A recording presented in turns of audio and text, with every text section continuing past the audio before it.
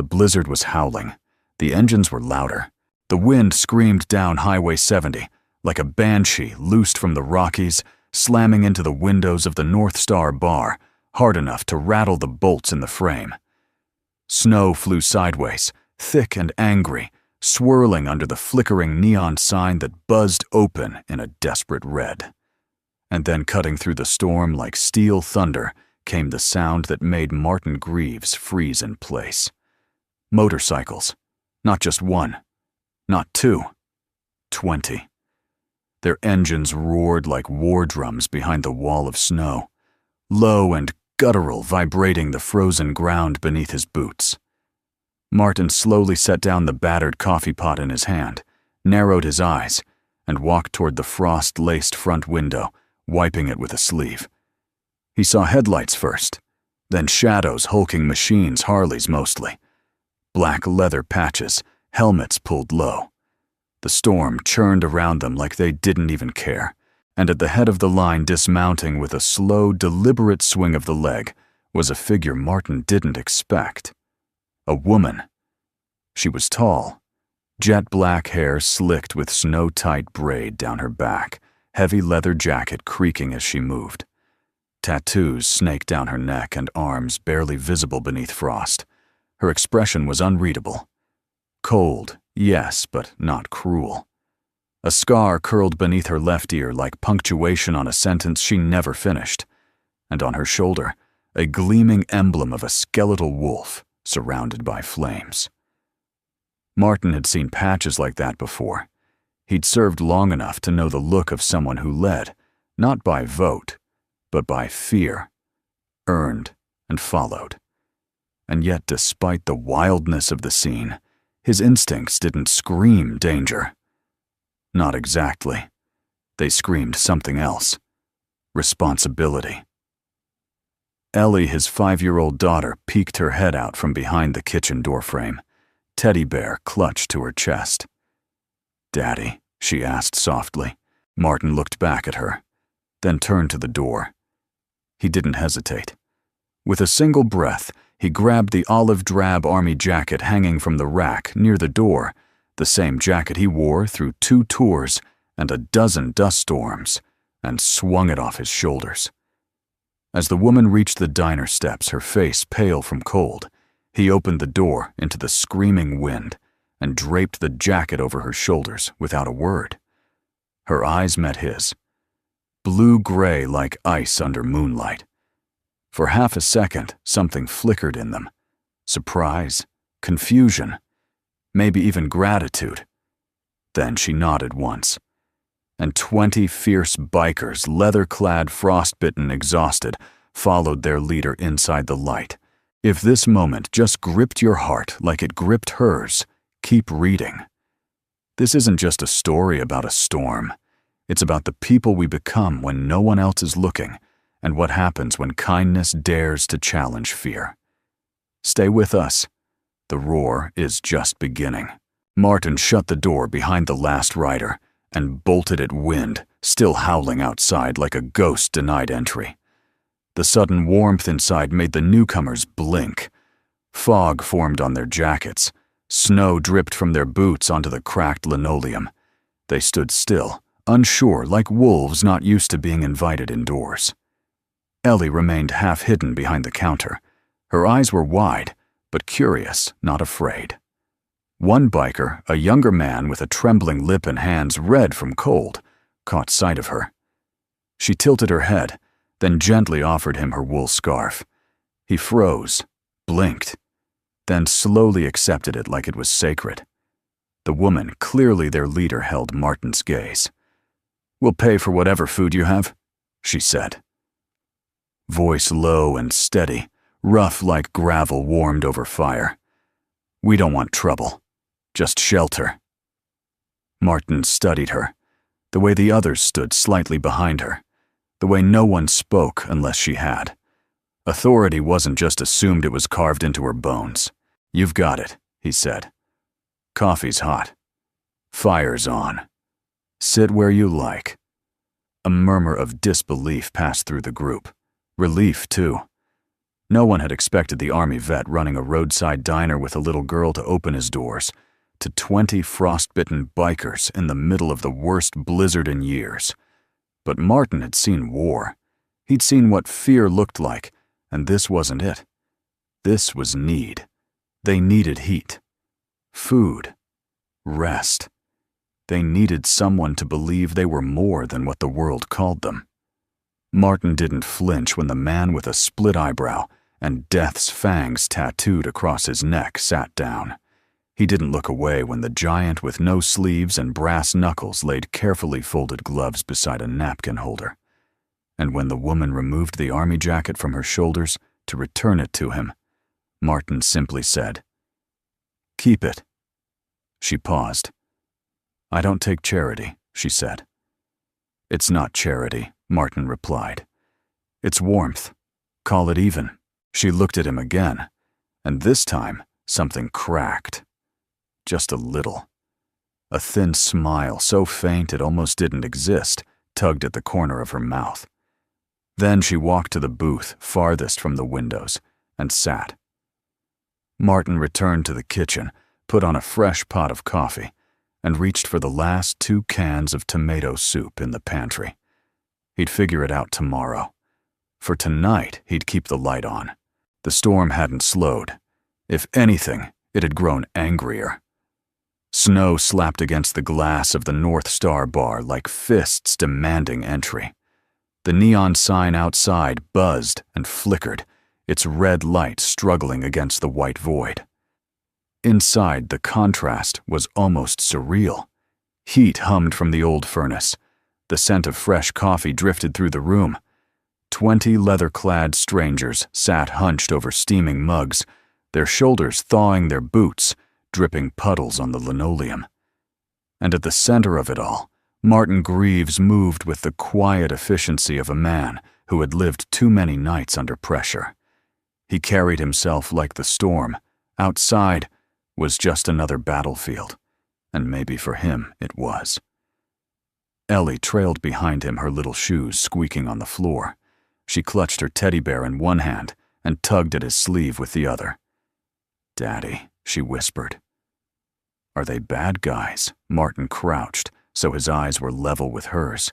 The room hushed a little, as if 20 sets of ears were waiting for his answer. "They're people who've been out in the cold too long," he said softly. "And sometimes all someone needs is a little warmth to remember who they are." Ellie considered this, then nodded as though her father had explained the mysteries of the universe. From across the room, the woman with the tattoos and the snow-damp braid, clearly their leader, watched the exchange. Something unreadable flickered across her face. The bikers began to loosen. One shrugged off his heavy jacket, revealing a flannel shirt stretched tight across broad shoulders. Another pulled off his gloves, hands scarred but careful, as he cupped the hot coffee mug like it was the only fire left in the world. Martin set bowls of soup down one by one. It wasn't much, 2 cans stretched with water and a little salt, but none of the riders complained. They ate with the quiet respect of men and women who knew the value of a hot meal when there might not be another. The youngest of the group, a wiry man with trembling fingers and a patch that read Prospect, struggled to hold his spoon steady. Ellie padded over, dragging a napkin from the counter, and placed it beside him without a word. The boy looked at her, as though she'd handed him a treasure. His lips twitched into a nervous smile. The leader finally spoke. Her voice carried weight, the kind that settled a room. "My name's Raven Knox," she said. She didn't stand. She didn't need to. "We've been riding since dawn. Roads shut down 10 miles back. If you hadn't opened your door—" She let the sentence hang. Everyone in the room knew how it would have ended. Martin studied her. Strong posture, chin high, but her hands trembled slightly around the coffee mug. Not fear, fatigue. A body pushed past its limits. "Name's Martin," he said simply. "That's Ellie." He tilted his head toward his daughter, who waved shyly before burying her face in her bear. This place is called the North Star. Always been meant to stay lit no matter the weather. The words hung in the air. For a heartbeat, even the storm outside seemed to pause. It was Duke, the thick-armed sergeant-at-arms, who broke the silence. His gravelly voice carried both authority and exhaustion. "We can pay," he said, reaching for his wallet with hands that looked like they could bend steel. "Food, lodging, whatever's left in your cupboards, we'll cover it." Martin shook his head. "Not tonight. Tonight, you're guests. Tomorrow," he sighed, wiping his hands on his apron. "Tomorrow, we'll figure out what's left." The bikers exchanged glances. Gratitude, suspicion, maybe both. For people used to doors slammed in their faces, trust didn't come easy. But Martin hadn't flinched when 20 roaring engines had stopped at his door. He hadn't locked the bolt. He hadn't hidden his child. He'd stepped into the storm, given away the coat off his back, and told them to come inside. That kind of thing couldn't be faked. Raven tilted her head, slightly studying him. "You served," she said. Not a question. Martin met her eyes. "Yeah, a lifetime ago." She nodded once, as if a puzzle piece had clicked into place. "Explains it. Explains why you didn't run." The night stretched on. Cards appeared from one biker's pocket, and soon a quiet game started in the corner. Another pulled out a harmonica, playing low and bluesy, the sound mixing with the moan of the storm outside. For a brief moment, the North Star Bar felt less like a failing roadside diner and more like a refuge carved out of ice and time. Martin leaned against the counter, watching them. He saw more than leather and patches. He saw exhaustion. He saw scars that weren't all on skin. He saw people trying to survive a night that could have killed them on the highway. Ellie, fearless in her own childlike way, tiptoed from table to table, offering sugar packets and extra napkins, like she was the hostess of the grandest banquet. To Martin's surprise, the bikers treated her with a kind of reverence. They softened their voices. They tucked away their rough language. One even slid her teddy bear back to her when she dropped it, handling it as carefully as glass. And Martin thought, maybe this isn't just about sheltering them. Maybe it's about reminding them that even the fiercest storms can be endured if there's a light left burning. By midnight, the snow had buried the gas pumps outside. The radio confirmed the interstate was closed in both directions. The bikers settled into booths and corners, some dozing with arms crossed, others sipping the last of the coffee. Martin checked the register again. $53. That was all. And now 20 more mouths to feed. The math didn't add up. It never had. But when he glanced at Ellie curled against a biker's leather jacket, fast asleep and safe, and when he saw Raven sitting in the booth, his army coat still around her shoulders, he knew he'd made the right call. He'd opened the door, and he had no idea that decision would change his life forever.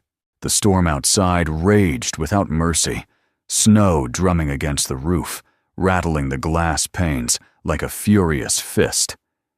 But inside the North Star Bar, something unexpected had begun to take shape. The fearsome silence of 20 outlaw bikers had softened into a strange rhythm of order. For all their size, leather, and scars, they moved with an unspoken discipline. Martin noticed it as he poured the last of the coffee into chipped white mugs. They didn't crowd the counter. They didn't argue over seats. The older ones automatically claimed the booths nearest the heater, while the younger members deferred, sliding into spots near the door without complaint. A man with a jagged scar across his cheek wordlessly wiped snow puddles off the floor with a rag, while another stacked empty cups neatly by the sink. It reminded Martin of a squad in the field. Everyone knew their role. Everyone watched for weakness in the chain. Duke, the broad-shouldered sergeant-at-arms, finally broke the hush. He set a deck of worn cards on the counter with a heavy thud. "House rules," he said, his gravel voice carrying across the room. "2 hands, no bets we can't pay, and no sore losers." The bikers chuckled, the sound low and surprisingly warm. Ellie tilted her head, curious. "What's a sore loser?" Duke blinked down at her, then let out a rumble that might have been a laugh. Means somebody who forgets how to lose, with Grace Littlestar. Ellie's nose crinkled. Daddy says losing's just practice for winning next time. For the first time, Martin heard genuine laughter roll through the room. Deep, rough, unexpected, like old engines turning over after years in the cold. Even Raven smiled, her eyes catching Martin's across the counter. When the soup bowls were empty, Martin started stacking them at the sink. He had half a mind to apologize for how little there was, but before he could, Raven stood. She tapped the table with 2 fingers, and the room quieted. "We owe the man and his girl respect," she said. "So we follow rules. His house, his call." Duke nodded solemnly. "No fights. No foul mouths around the kid. We clean what we use. Everyone clear." A chorus of grunts and nods followed. Martin blinked. He'd expected trouble. He'd braced for slammed fists, maybe broken glass. Instead, he watched as hardened bikers carefully stacked their plates, wiped crumbs from the counter, and even scraped boots before moving across the linoleum. "Not what you expected, huh?" Raven said, her voice low as she leaned closer. Martin smirked faintly. "Not exactly." Raven's eyes narrowed with something between challenge and humor. "We're outlaws, not animals." As the hours slipped past, stories began to surface. Not all at once, these were men and women who trusted slowly, but enough to remind Martin that the patches on their jackets didn't erase the humanity beneath. One older rider named Marcus pulled out a photo of his son in uniform. He showed it to Ellie, his rough fingers surprisingly gentle, as he explained third tour in Afghanistan. "Comes home in a month, Lord willing." Ellie studied the picture with wide eyes. "He looks brave." Marcus swallowed hard. "He is. Too brave sometimes." Another biker, Carlos, told Martin about the time his bike had broken down 2 winters ago, stranded on a mountain pass. He'd thought he was done for until a stranger in a pickup stopped, gave him a blanket, and drove 2 hours out of the way to deliver him to safety. Never forgot that Carlos said, staring into his coffee. "Kindness hits harder than a fist sometimes." Martin nodded. He understood. More than they could know. Then came the moment that shifted the room. Leo, the young prospect, had been quiet, eyes downcast, shoulders hunched like a boy waiting for punishment. Finally, with a nervous glance at Raven, he whispered, "This place feels familiar." Martin raised an eyebrow. "You've been through before." Leo hesitated, then nodded. "Couple years back. I was in a bad way. Bike was out of gas. Had maybe $5 to my name." His voice cracked. "Some guy, maybe it was you, gave me pie, and coffee, said it was on the house." Martin frowned, trying to remember. He'd done that more times than he could count. "You told me," Leo said, his eyes shining. "Sometimes not knowing where you're going is the first step to finding where you belong." The diner went still. Ellie's hand slid into Martin's. Raven stared at him with something new in her gaze. Respect, curiosity, maybe even awe. Martin cleared his throat, uncomfortable under so many eyes. "I just said what I thought might help." Leo shook his head. "It saved me. That day, I almost gave up. You gave me enough hope to keep riding." He looked around at his brothers and sisters in leather. "Now I'm here. With them. With you." Silence hung thick, heavier than the storm outside. And then Duke set his cards down, his expression firm. "Man's right. Sometimes words save more than fists." He looked at Martin. "We don't forget debts." Raven broke the tension by standing. She shrugged the army coat more tightly around her shoulders, like it was armor instead of cloth. "Rest up," she told her crew. "Morning will come fast, and the storm's not letting up." The bikers obeyed, sliding into booths, stretching across chairs, their movements disciplined even in exhaustion.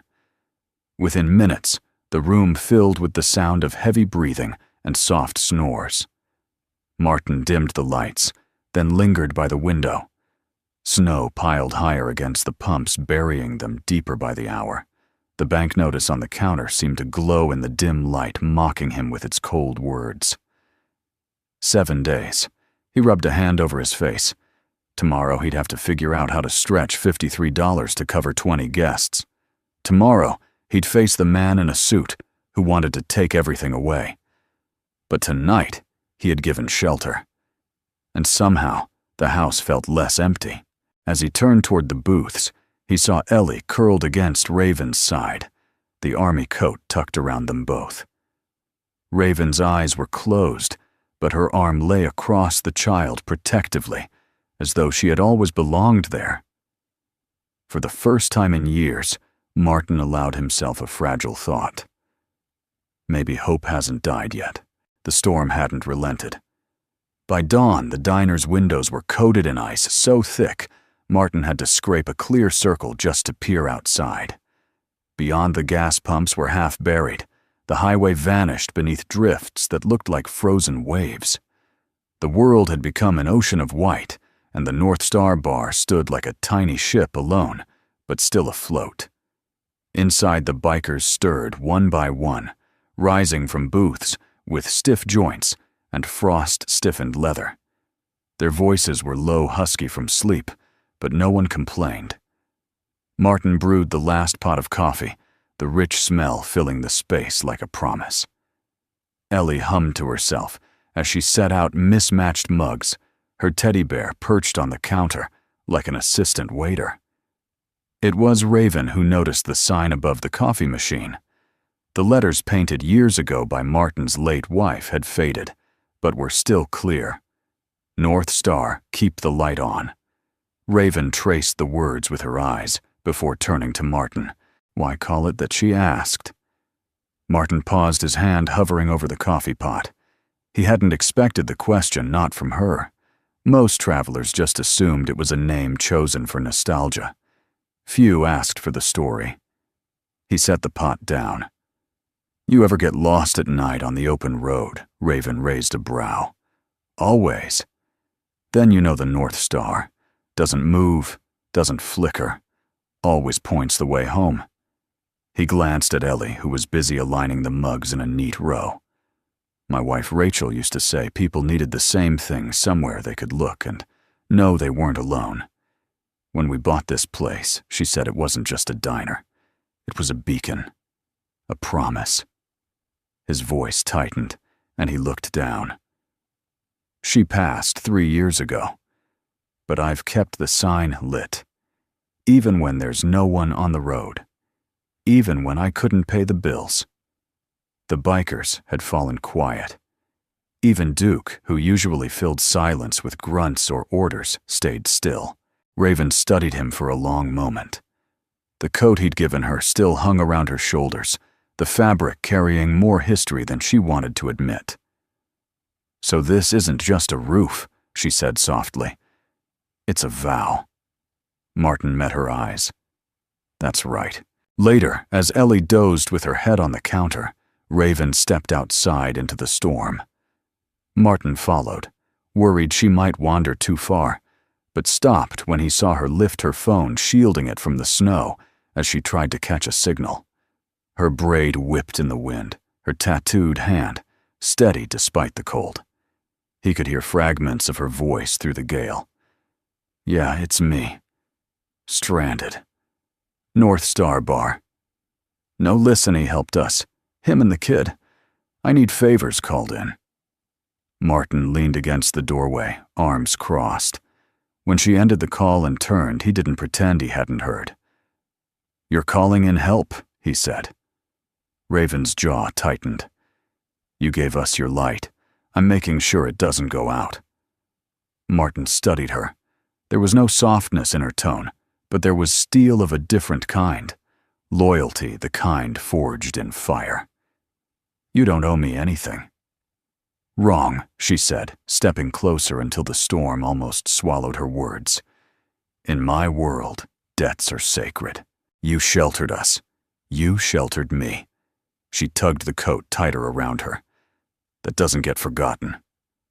For the first time, Martin caught a glimpse of something beyond the outlaw leader, a woman who had carried burdens of her own, who knew what it meant to walk through life armored because no one else had offered warmth. Back inside, Ellie had woken. She rubbed her eyes and looked at Raven, then at Martin. Daddy did Mommy pick the name, too. Martin crouched to meet her gaze. His throat tightened, but he nodded. "Yes, baby. Mommy said the North Star always shines even when it's dark. She said, as long as we keep it lit, people will always find their way." Ellie smiled, sleepy but sure. "Then we'll never turn it off." Raven's expression flickered a shadow of something Martin couldn't quite name. Envy, maybe, or longing.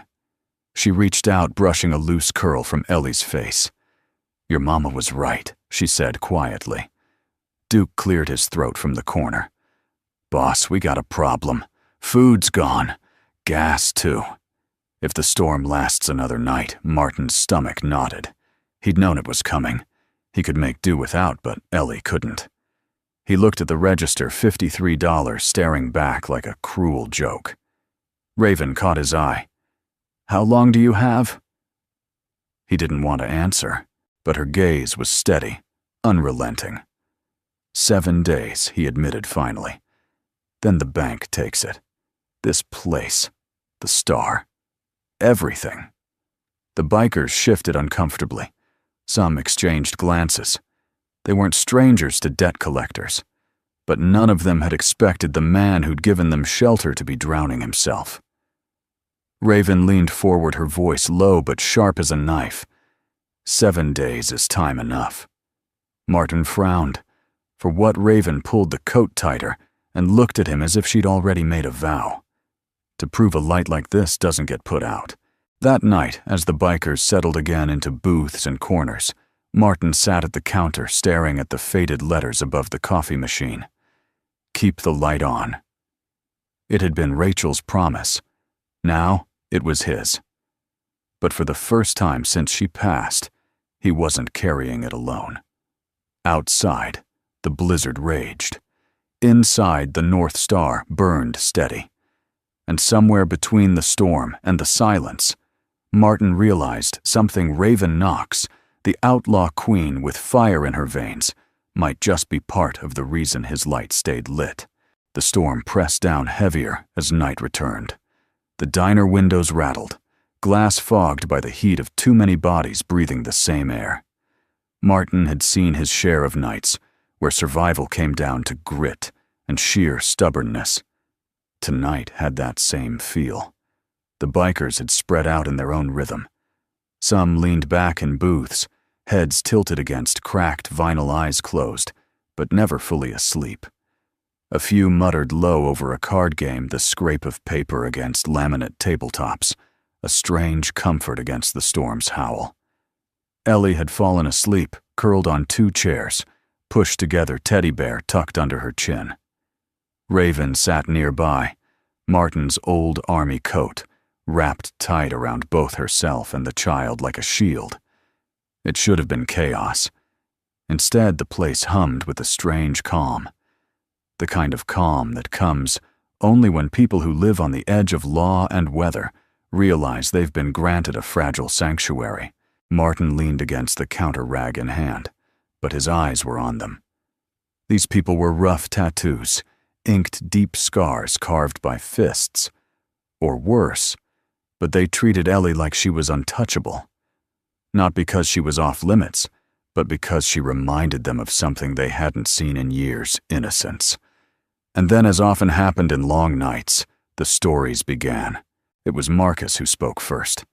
He was one of the older men, his beard-silvered tattoos fading on weathered skin.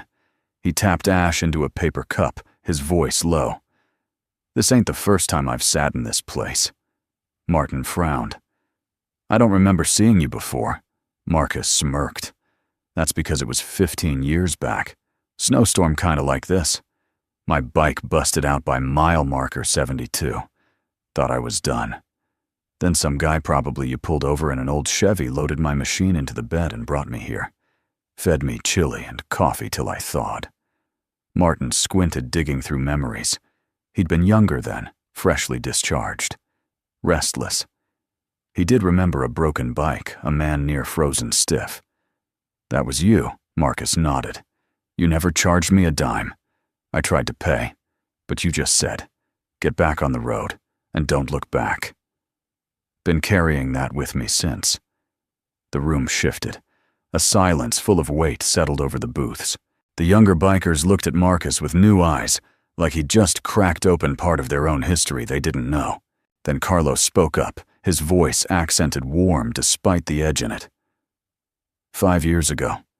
My daughter was in a wreck down in Denver. I stopped here because I didn't know the roads. Couldn't think straight. He nodded at Martin. You drew me a map on the back of a napkin. Gave me coffee sandwich, even gas money.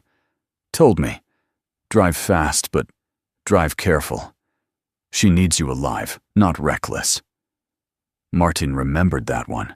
He hadn't thought about it in years, but the look on Carlos's face, now etched with gratitude, made the memory sharp again. You found her in time, Martin asked quietly. Carlos's voice wavered. Yeah. She's alive 'cause of you. The silence deepened. Even the storm outside seemed to pause. And then from the back, the quietest voice of all, Leo, the young prospect. His hands trembled around his mug, eyes darting from Raven to Martin, as if asking permission. Raven gave him a small nod. I came through 3 years ago, Leo said. Wasn't wearing colors then. Wasn't wearing much of anything but shame. He swallowed hard. Parents kicked me out. Lost my job. No money. I was riding west, thinking maybe I'd just stop somewhere and not start again. Martin's throat tightened. I stopped here, Leo whispered. Bike barely running, tank dry. I had $5. You gave me pie and coffee anyway. Told me, sometimes not knowing where you're going is the first step to finding where you belong. Martin blinked. He had no memory of the boy, but the words sounded like something Rachel might have said, something he'd repeated without thinking. Leo's hands shook harder. That night, I decided not to quit. I rode on.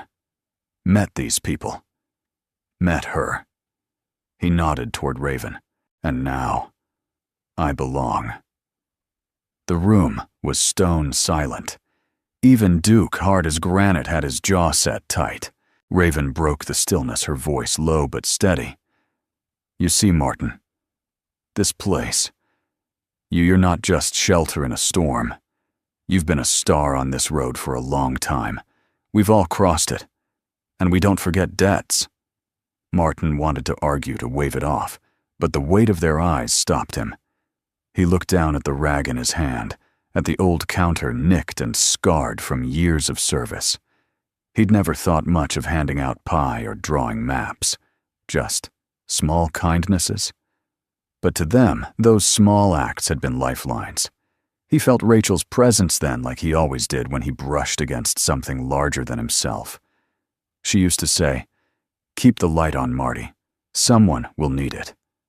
And they had. Duke leaned forward, cards forgotten. We take care of our own. You opened your door, fed us when you had nothing. That makes you ours too. Martin stiffened. He'd heard those words before in different contexts, and they'd never been good. But Duke's tone wasn't threat, it was vow. Raven pulled the army coat tighter. 7 days, she said, eyes never leaving his. That's what you told me. 7 days until the bank takes this place. Martin's stomach nodded. Yeah, she tilted her head, a predator assessing prey. But there was no malice in her gaze, only determination. Then we've got 7 days to make sure the North Star doesn't go dark. As the bikers settled back, Martin stood at the window, again staring out at the storm. The snow had risen so high it nearly covered the neon sign. But inside, the light still glowed faint and stubborn. Behind him, Ellie stirred in her sleep, murmuring words from a dream. Raven tucked the coat around her more tightly, her eyes soft for the first time all night. And Martin realized something that sent a shiver through him, deeper than the storm could. These weren't just strangers. They were threads woven quietly through the fabric of his life for years. And now they were all pulled together, in the same place, in the same storm. Maybe it wasn't coincidence.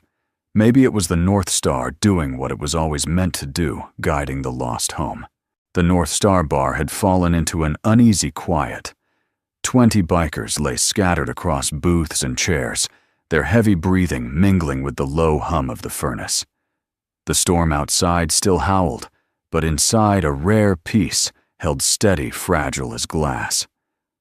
Martin sat at the counter with a cooling cup of coffee, his elbows on the worn formica. He should have been exhausted. He hadn't slept more than a few hours in days.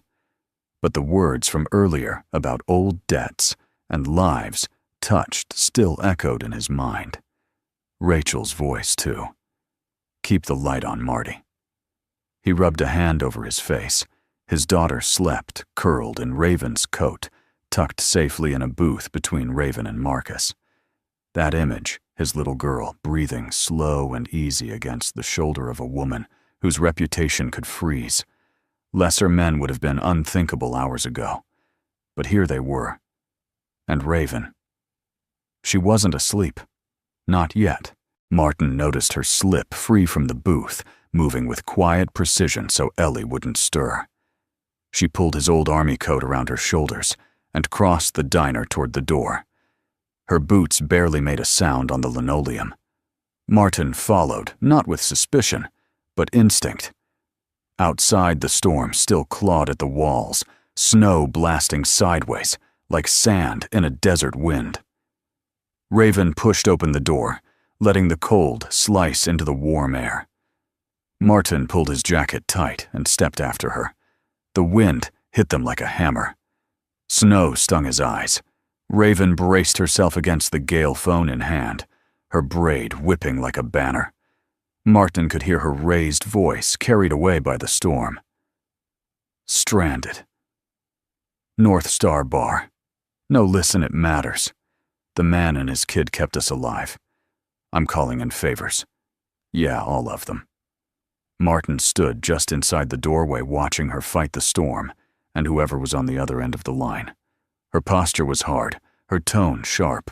This was the side of her that commanded loyalty, the outlaw queen, who ruled by grit and fire. She turned, caught his eyes through the snow. For a heartbeat, he saw something else there. Not just command, not just steel. Vulnerability. Determination born not of pride, but of gratitude. She ended the call and trudged back inside, stamping snow from her boots. Her cheeks were raw from the cold, her breath heavy. You were listening, she said flatly. Martin shrugged. Hard not to. Raven narrowed her eyes. Then you know. You saved us last night. That's not something I let slide. You don't owe me anything, Martin said. She pulled the coat tighter, the faded green swallowing her frame. In my world, debts aren't optional. You gave me your light. I'll make sure it doesn't go out. Back inside, the warmth hit them like a wave. Most of the bikers were still asleep, but Duke stirred at the counter, his eyes sharp despite the hour. He had the look of a man who slept with one ear open, a soldier of a different kind. Boss, he said to Raven, his voice low. We good. Raven nodded. Calls are made. Duke gave a grunt that might have been approval. Then we'll be ready. Martin poured Raven a cup of coffee. She accepted it, her inked hand steady, now her gaze softer. You keep saying this place is a star, she said. Maybe you're right. Stars don't shine for themselves. They shine for everyone else. Martin looked at her, unsure how to answer. Her words cut closer than she knew. Rachel had said nearly the same thing once years ago. A light isn't meant to be hidden, Marty. It's meant to guide. He forced a breath, steadying his voice. That light's all I've got left. If it goes out, I don't know what's left of me. Raven's eyes didn't waver. Then it won't go out. Later, when most of the bikers had resettled into sleep, Raven lingered near the counter. Martin found himself sitting across from her, the only sound the hiss of the coffee machine and the storm pressing against the walls. "You lost someone," Raven said quietly, not as a question. Martin stiffened, then nodded. "My wife. Cancer. 3 years back." He glanced at Ellie sleeping peacefully. "She made me promise to keep this place open, to keep the light on." Raven's jaw worked like she was chewing on words too heavy to swallow. "My brother," she finally said. "Afghanistan. He came home in a box. Government sent me a flag and a letter. No coat. No warmth. Just a hole I've been trying to fill ever since." The silence between them wasn't awkward. It was the silence of two people recognizing the same scar in different shapes.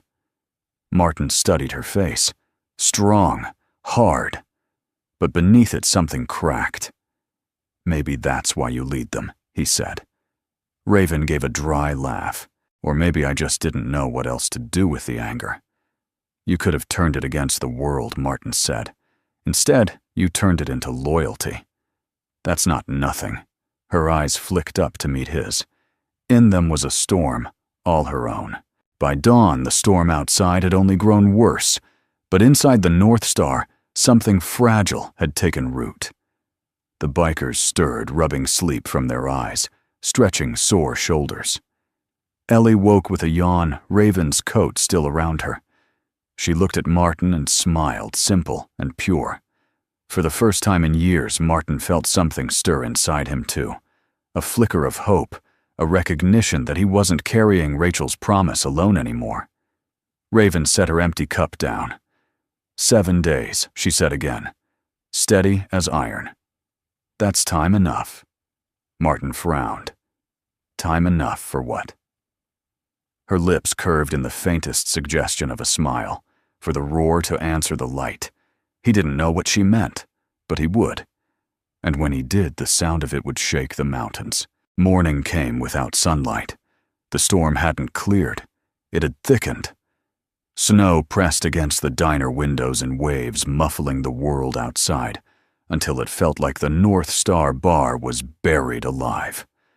The neon sign still glowed red through the frost, but barely like a candle fighting against the dark. Martin stood at the counter rubbing his temples. He hadn't slept. Raven's words from the night before.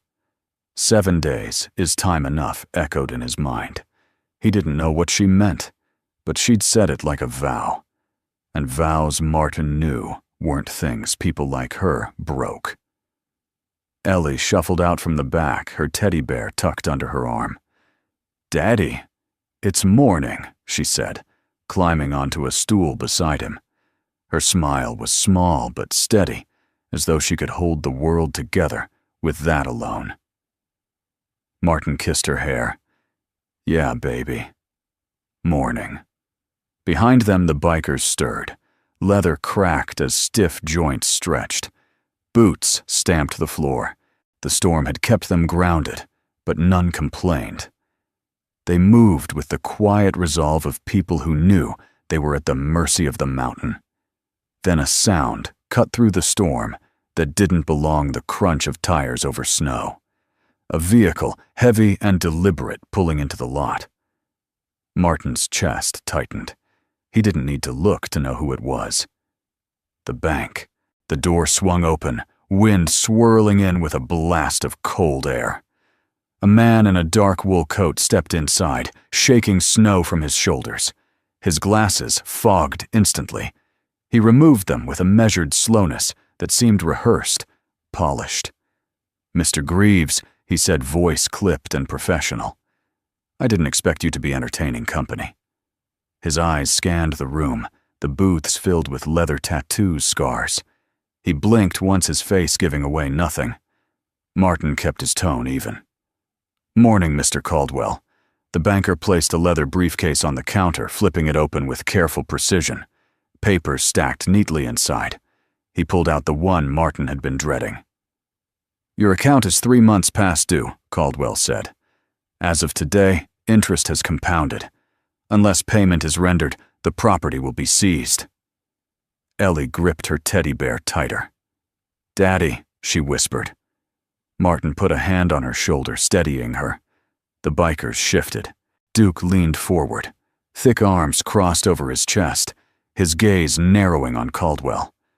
Raven rose from her booth, her presence like a storm inside the storm. She stepped up beside Martin, the army coat still wrapped around her. This isn't the time, Martin said, his voice flat. It's exactly the time, Caldwell countered. The storm doesn't change the numbers. You have until sundown. The words hit heavier than the blizzard outside. Sundown. Less than 12 hours. Martin wanted to argue, but he didn't have the numbers. $53. That was all. He could no more fight this battle with cash than he could fight the storm with his bare hands. But then Raven spoke, her voice low, but cutting through the room like steel. Funny thing about numbers, she said, her eyes on Caldwell.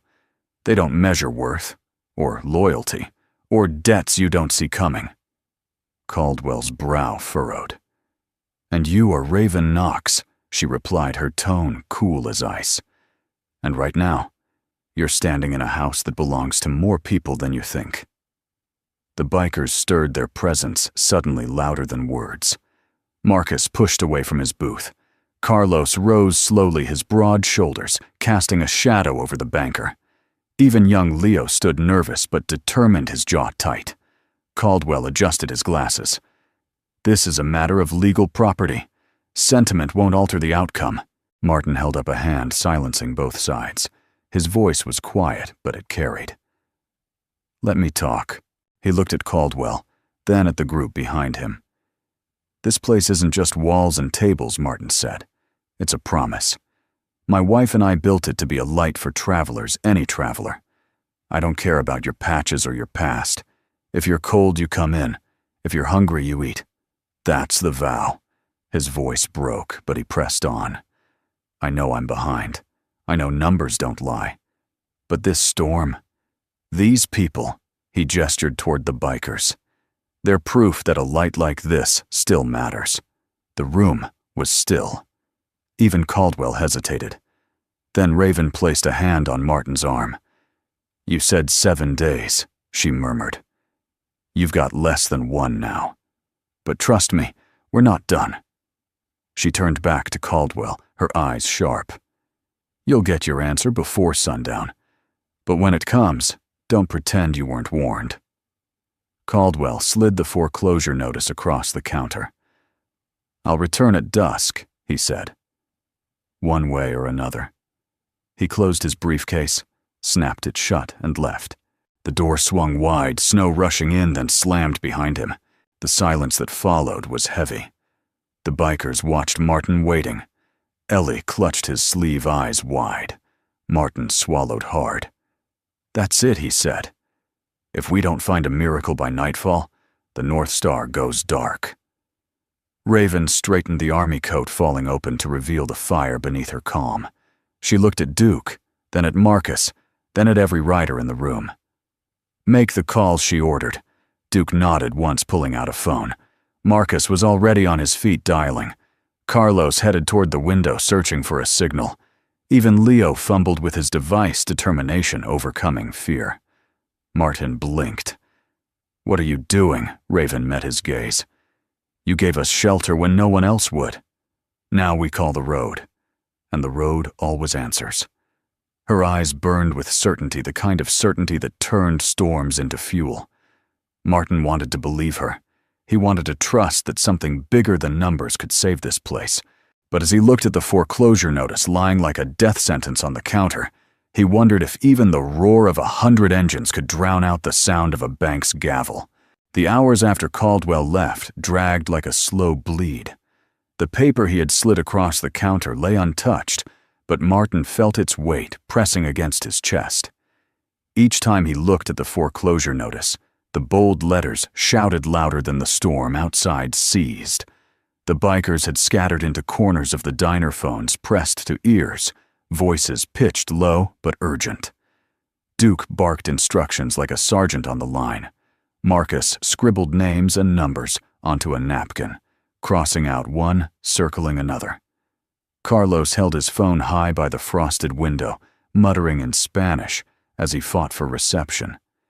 Even young Leo was trying his nervous voice, cracking as he explained to someone, "It's the North Star." Yeah, that North Star. Raven didn't sit. She paced.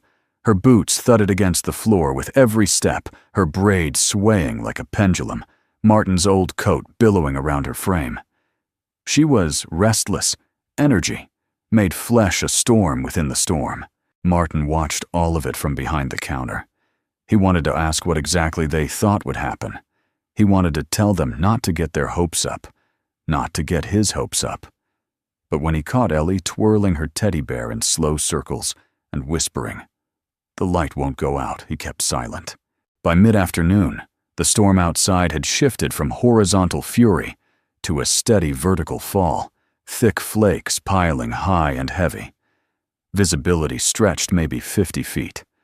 Beyond that, the mountains were a blank canvas. And then Martin heard it. At first, he thought it was the wind changing pitch, a low hum faint beneath the storm. Then it grew louder, layered, a rhythm of pistons, the distinct growl of motorcycles, not one, not 10, many, engines, dozens of them. The bikers inside the diner froze, heads lifted, phones were set down. Duke stepped to the window, wiped a circle in the condensation with his fist, and squinted.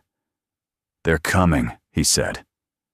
The sound thickened, swelled, rolled over the mountain like thunder breaking through cloud. It was more than noise. It was presence, physical and overwhelming. The storm itself seemed to retreat from it, muffled but powerless to smother the roar. Martin moved to the window, his heart pounding. Through the swirling snow, he saw lights, pairs of them, cutting through the white. Then shadows, dark shapes moving in formation. One by one, motorcycles emerged from the storm. Chrome glinted beneath frost. Leather patches flashed in the light. Rows upon rows, pulled into the lot, engines, revving headlights, cutting through the haze. Not 20, not 50, 100, more. By the time the line stopped, the diner was surrounded on all sides. Martin counted his breath, fogging the glass. 120 bikes, their engines gunning in unison, sending vibrations through the frozen ground until the very walls of the diner rattled. The bikers inside erupted with cheers, fists slamming on tables, voices booming with pride. Marcus clapped Leo on the shoulder so hard the boy nearly toppled. Carlos let out a shout in Spanish, the joy in his voice unmistakable. Raven didn't cheer. She stepped to the door, pulled it open, and let the storm rush in. The engines roared louder, greeting her like a queen returning to her throne. Snow whipped into the diner, but no one cared. "Brothers," she shouted, her voice carried by wind and steel. "Sisters!" The riders outside raised their fists, some horns blaring, others revving in response. Raven turned her eyes, locking on Martin. "You gave us your light," she said. "Now see what the road gives back." One by one, riders dismounted. They filled the lot boots, crunching against packed snow patches from chapters across the region flashing in the storm. Denver, Salt Lake, Phoenix, Oakland. Some faces were hardened by age, others barely out of their 20s, but all carried the same fierce loyalty in their eyes. The diner door opened and shut in waves as riders filed inside. They crowded the space until every booth, every stool, every inch of floor was filled. The air grew thick with leather and cold air, but also with something else, community. Martin stood behind the counter, stunned, as men and women he had never seen before clasped. His hand clapped his back, nodded in recognition. Some told him stories of nights long ago when a cup of coffee, a sandwich, or a kind word had kept them going. Others simply said, We heard the call. By the time the rush settled, the counter was covered in envelopes, some thick with bills, others thinner, but no less meaningful. Cash. Pledges. IOUs written in hurried scrawl. Duke stacked them carefully, his expression grim but proud. This is just the start, he told Martin. More's coming. Martin stared at the pile, disbelief and hope warring in his chest. Why, he asked. Why would you all Raven cut him off? Because you kept the light on when we needed it. Now it's our turn. Ellie slipped her small hand into Martin's. She looked around the packed diner, her eyes wide with wonder. Daddy, she whispered, they came for us. Martin swallowed hard, his throat tight. They did, baby. They did. Outside, the engine still rumbled a chorus that refused to die down. The mountain echoed with it, a hymn of steel and loyalty. The North Star, buried in snow, had become the heart of something larger than Martin had ever dreamed. And as he looked at Raven, standing tall in his old coat, her hair dusted with snow, her eyes locked on his. Martin understood something. This wasn't just about saving a diner. This was about proving that light once given always finds its way back. The roar lingered long after the last engine shut down. It vibrated in the walls, echoed in the floorboards, and hummed in Martin's chest like the aftershock of an earthquake. 120 motorcycles now sat in the diner's parking lot, their chrome catching what little light filtered through the blizzard, their riders filling every corner of the North Star bar. It should have been chaos. Instead, it felt like order, the kind that came not from rules written in books, but from bonds written in blood and steel. Martin stood behind the counter, staring at the pile of envelopes Duke had stacked neatly. Cash. Promises. Enough that the register, long empty of anything but dust and dimes, now bulged like it hadn't in years. Raven leaned against the counter beside him, his old army coat still around her shoulders. She hadn't spoken since the flood of riders arrived, but her presence spoke louder than words. She looked every inch the commander of a battalion, except instead of fatigues, she wore leather and ink. Finally, Duke's gravelly voice cut through the din. "We need order," he said, rapping his knuckles on the counter. The room fell into silence. Even in a crowd this size, respect for hierarchy ran deep. Raven straightened. "Then let's make it clear. This isn't just about tonight. This place," she gestured around the diner to the flickering lights. The cracked vinyl booths, the hand-painted North Star sign is more than a roof. It's a beacon. And we don't let beacons go dark. A murmur of assent rippled through the room, low and strong. Marcus stepped forward holding a rolled-up sketch. He spread it on the counter. The paper was creased, smudged with grease, but the lines were clear. An expanded diner with an attached garage. A biker's lounge, reinforced parking, even a small stage in the corner. This, Marcus said, tapping the drawing with a calloused finger, is what the North Star could be. A haven. Not just for us, but for every rider on these roads. A place where the light stays on no matter what. Martin stared at the paper. He hadn't dreamed like this in years. The idea that his wife's dream, their dream, could grow instead of wither, sent a shock through him. But practicality surged up, the old voice of caution. "I can't pay for this," he said flatly, "even with what you've brought." The bank Raven cut him off. "The bank's got numbers. We've got something stronger." She scanned the room. "Brothers. Sisters, you with me?" The roar of approval shook the rafters. Boots stomped. Fists slammed the tables. Duke raised a hand, commanding silence again.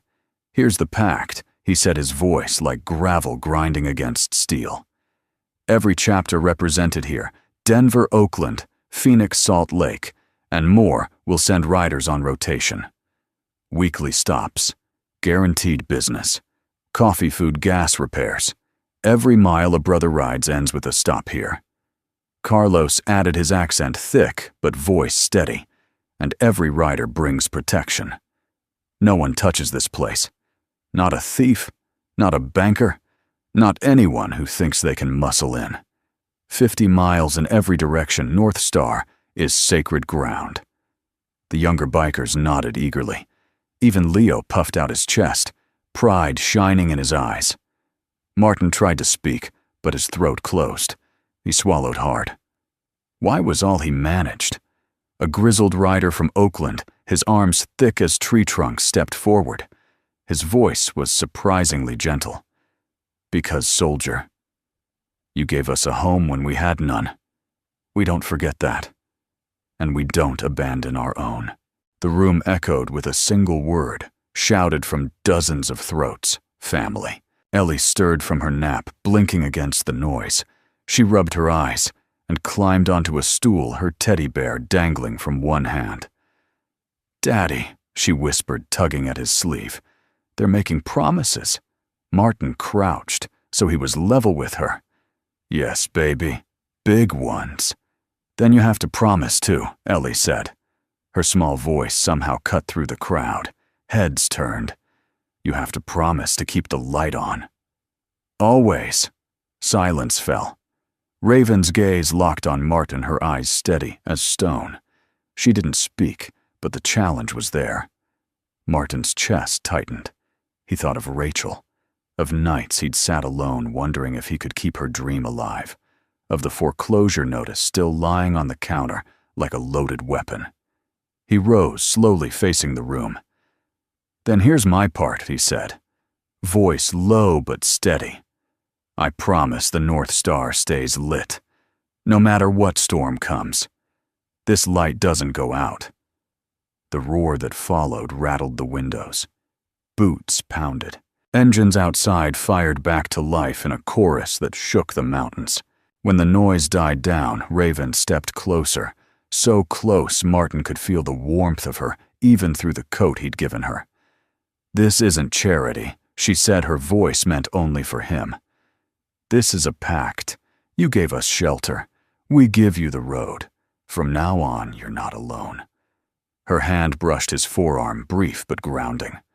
For a heartbeat, the storm outside faded, and the only sound was his own racing pulse.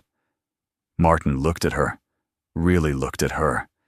She was fire and frost battle and bomb danger and safety all at once. And he realized something he hadn't allowed himself to feel since Rachel passed. Hope. That night, as the storm finally began to wane, Martin stood at the window. The lot was a sea of chrome and steel, a congregation of loyalty and thunder. Behind him, the diner buzzed with voices and laughter. The sketches of a future spread across his counter. For the first time in years, he didn't see the North Star as something crumbling. He saw it as something rising. And when he turned back, Raven was watching him, her eyes fierce, her expression unreadable. But there was a softness there, too, hidden like the first star breaking through the night. The pact was sealed, and the North Star had never burned brighter. By morning, the storm had thinned into a quiet drift, but the world it left behind was unrecognizable.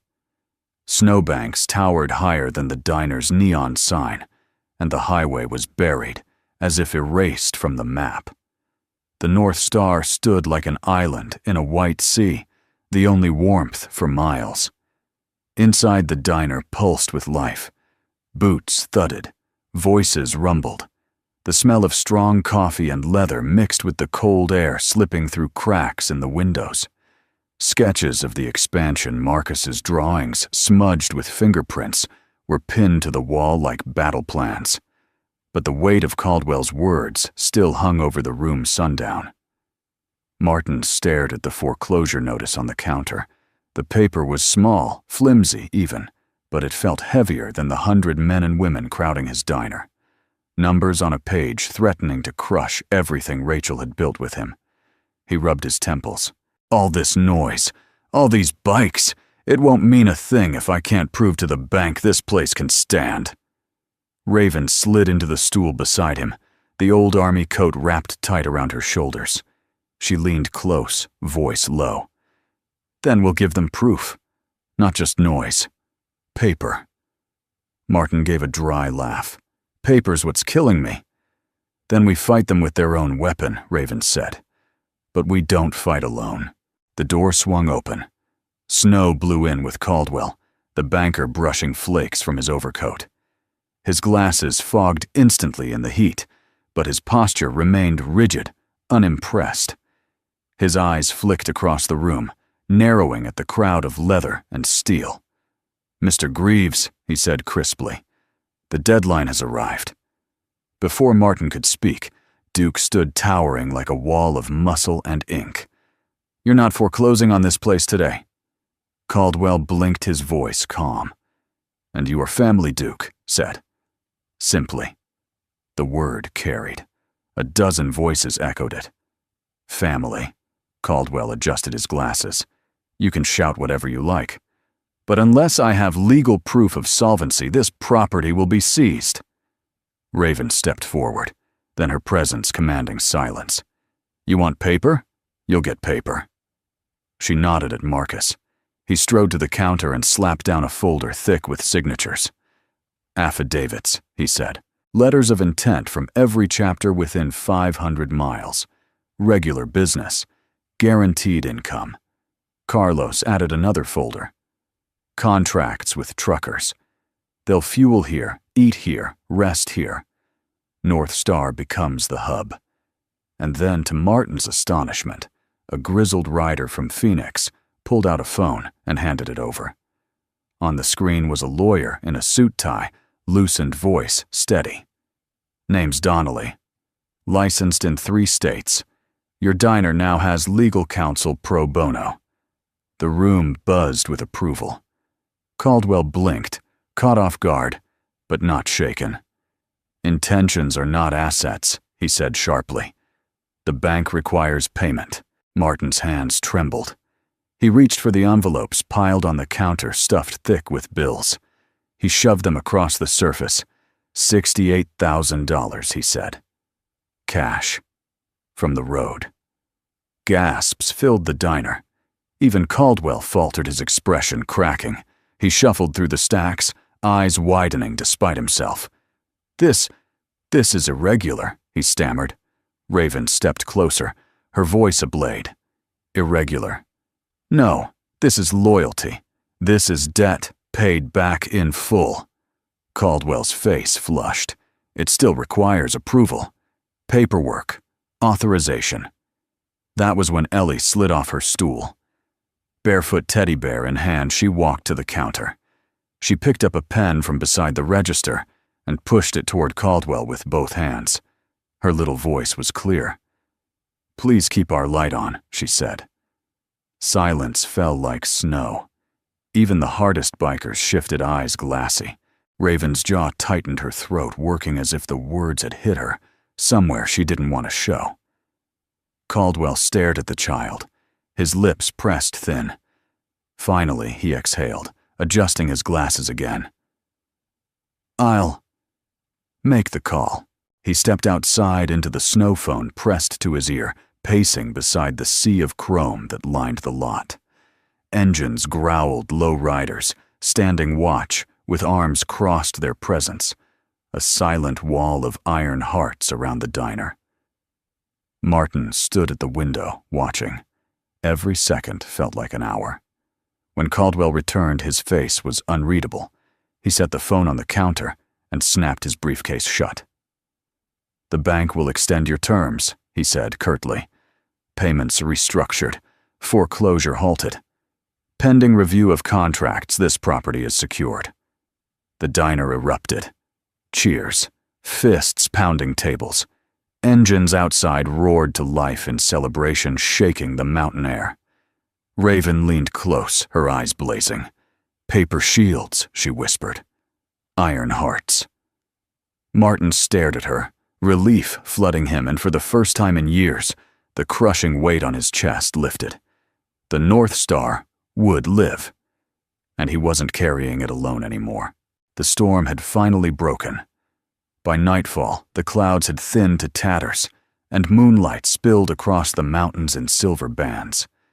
Snow still blanketed the world in silence, but the roar of engines outside filled the valley with life. 120 bikes rumbled in unison, chrome glinting their riders celebrating the victory inside the diner. The foreclosure notice no longer sat on the counter like a death sentence. It was folded, signed over, neutralized. Caldwell had left his briefcase lighter and his certainty shaken.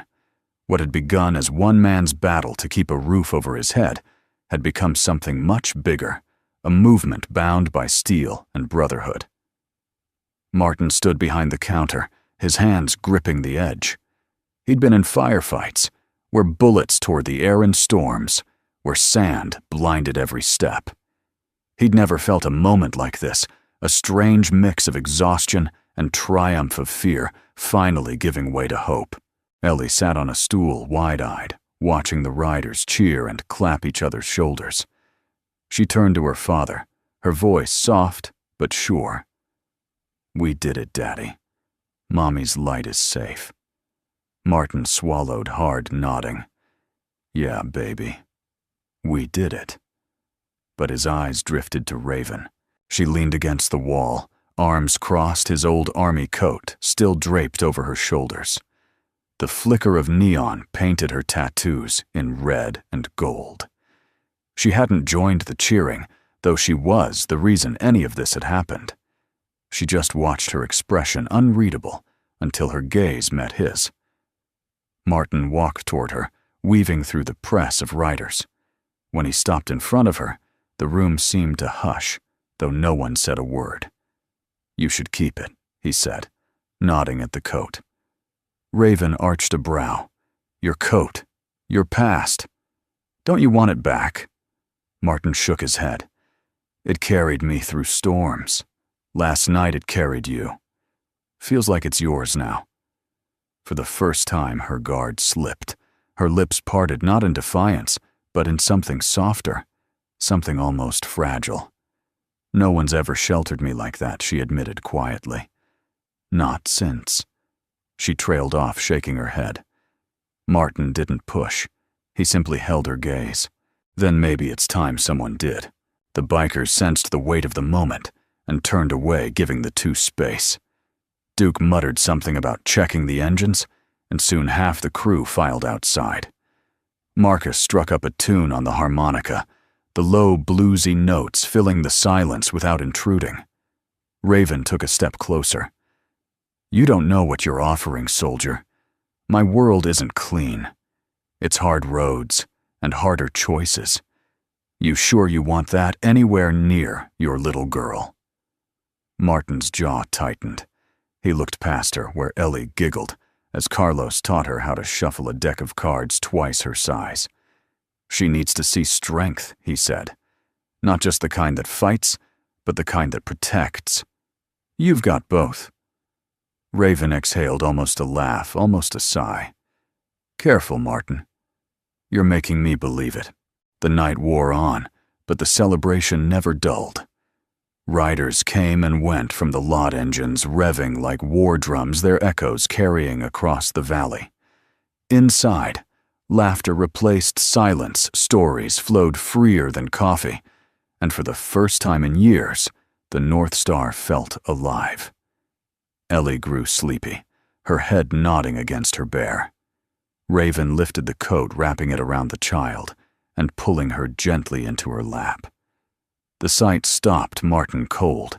His daughter curled against Raven, as if she'd always belonged there, her small body safe in the arms of a woman the world saw as dangerous. It was then Martin realized what this was. Not just a diner saved, not just a debt repaid. This was healing. For him. For Raven. For everyone who had walked through storms carrying weight no one else could see. As midnight approached, the bikers dimmed the lights. Only the neon outside glowed, casting red across the snow. Martin stood by the switch, his hand resting against it. He looked at Raven, then at Ellie, then at the crowd of riders, who had come from every corner of the road to stand with him. He flicked the switch. The sign blazed bright, humming like a heartbeat, painting the snowbanks in scarlet light. "Keep the light on," Martin said, his voice steady, carrying through the diner. "Always." The room erupted again, Cheers engines roaring to life outside the symphony of chrome and thunder answering his vow. Raven rose. Ellie still sleeping in her arms. She walked to Martin and stopped just inches from him. "You've got your star," she said. "But don't forget, every star needs someone to fight the dark." Her eyes locked on his, fierce and unyielding. But beneath it, Martin saw something else, something raw, something that might one day grow into love.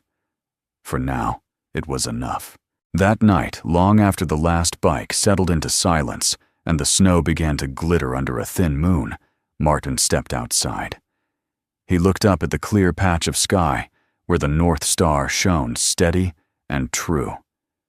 Behind him, Raven stood in the doorway, coat wrapped around her, and Ellie both. She didn't speak. She didn't need to. Martin whispered into the cold air, his breath a cloud against the stars. "Rachel, the light's still on. And it's not just mine anymore." For the first time in years, the weight of his promise felt lighter, because now he wasn't carrying it alone. 6 months later, the Rockies shimmered beneath the bright wash of summer sun. The long snows had melted into rivers that cut through the mountains, carrying the last whispers of the blizzard away. On Highway 70, travelers could see something new rising where the old North Star bar once stood, tired and fading. The sign still read, North Star, but now it glowed from a polished steel frame with red and gold neon that could be seen for miles on a clear night. The parking lot stretched wide, freshly paved, lined with chrome rails for bikes and cars alike. Beyond the diner itself, a new wing had been added, a garage, a lounge, with broad windows, even a small stage where music drifted out on warm evenings. But the heart of it hadn't changed. The smell of coffee still greeted anyone who pushed open the door. The booths were still cracked in places, though now polished and mended. And the man behind the counter was still Martin Greaves, though 6 months had changed him too. He moved lighter, now, shoulders, straighter, eyes, clearer. The weight that had hung on him for years was gone, replaced by something sturdier purpose. He poured coffee into mugs, lined along the counter, the hum of conversation around him steady and familiar. Ellie darted between tables, her little shoes tapping the floor. She had taken to her role as hostess, with pride offering napkins, sugar packets, and sometimes just her bright smile. Every biker who stopped by greeted her with warmth. They called her Little Star, and she carried the nickname like a crown. And Raven. She was everywhere. Her presence hummed in the diner's bones, now as sure as the neon outside. She stood near the garage doors, sleeves rolled up, inked arms slick with grease as she guided younger riders through a repair. She leaned against the jukebox when the sun set, braid swaying coat still draped around her shoulders like a banner. She moved with authority but also with ease, as though she had finally found a place where she didn't need to lead by fear alone. When her eyes met Martin's across the room, there was no armor between them anymore. Just recognition, and something else neither of them needed to name. On this day, the lot filled faster than ever before. Bikes rolled in by the dozen, their engines rumbling like thunder across the valley. Trucks followed families with kids, leaning out windows, pointing at the sea of chrome. Locals came too, farmers, loggers, travelers, who had once thought of the North Star as just another diner. Now, it was something more. The pact had held. Riders came from as far as California and Arizona, Salt Lake, and Phoenix. They stopped for fuel, for food, for repairs, for rest. They came because Raven called, because Duke promised, because Marcus drew up plans, and Carlos spread the word. But most of all, they came because of Martin, because once long ago, he had kept the light on when no one else would. That evening, the parking lot became a festival. Music rolled from the stage, harmonicas and guitars blending with the growl of engines.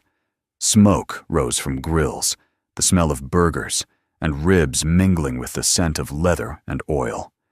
Ellie darted between riders, her laughter ringing out a little girl who had become the heartbeat of a family, far larger than blood. Martin stepped outside the sunset, painting the mountains gold.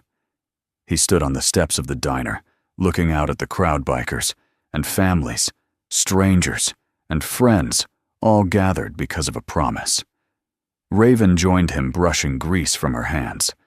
She leaned against the railing, the coat he had given her, now worn and weathered, but more hers than ever. "Quite a sight," she said. Martin nodded. "Never thought I'd see it." She smirked. "That's because you kept looking at numbers. But the road doesn't care about numbers. It cares about loyalty."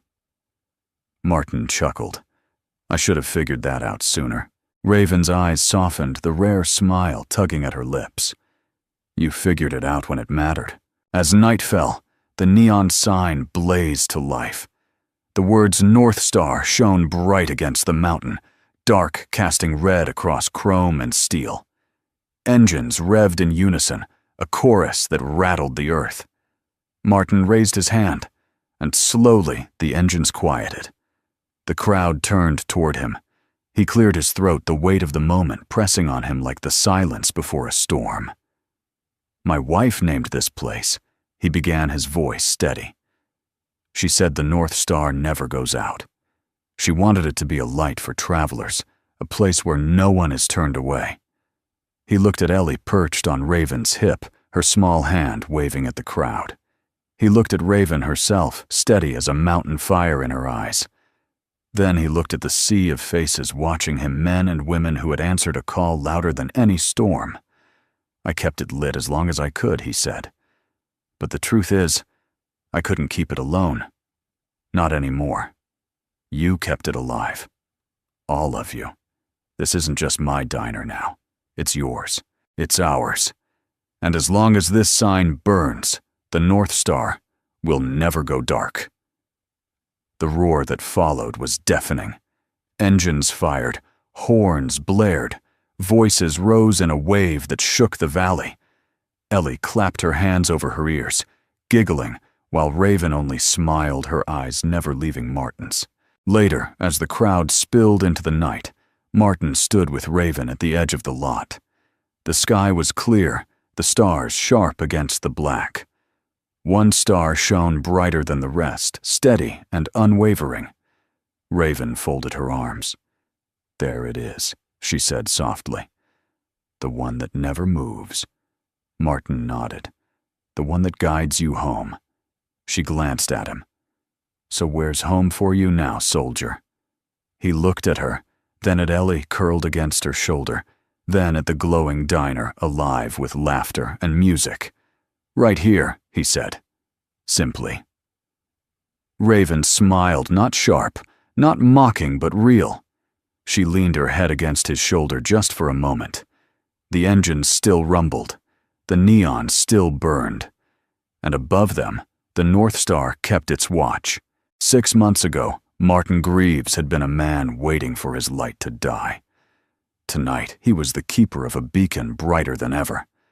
And with Raven by his side, Ellie in his arms, and a family of iron hearts at his back, he knew the truth Rachel had seen long before him. The light was never his alone. It belonged to everyone the road had carried home. Before we go, I'd love to hear from you.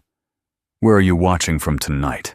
Drop a comment below and share your corner of the world with us. It's always a joy to see how far these stories travel. And if this story touched your heart, don't forget to hit that subscribe button so you won't miss the next one. We've got many more tales of hope, love, and resilience to share with you. Most of all, thank you for spending your time with us. Your presence here is what keeps this channel's light shining bright. Until next time, may your road be safe, and may your heart always find its North Star.